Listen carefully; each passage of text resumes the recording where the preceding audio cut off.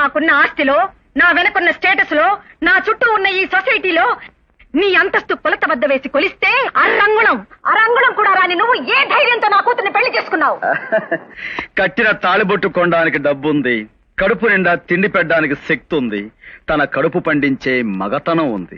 ఇంతకంటే ఏం కావాలి ఒక మగాడు ఆడదాన్ని పెళ్లి చేసుకోవడానికి? ఓకే, అసలు విషయానికి వస్తాను. నా కూతుర్ని మర్చిపోయి ఈ ఇంటి నుంచి వెళ్లిపోవడానికి నీకెంత డబ్బు కావాలి? కొంటావా?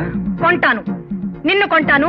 నువ్వు డబ్బుకు లొంగకపోతే నీ తల పొగరు దించే రౌడీలను కొంటాను.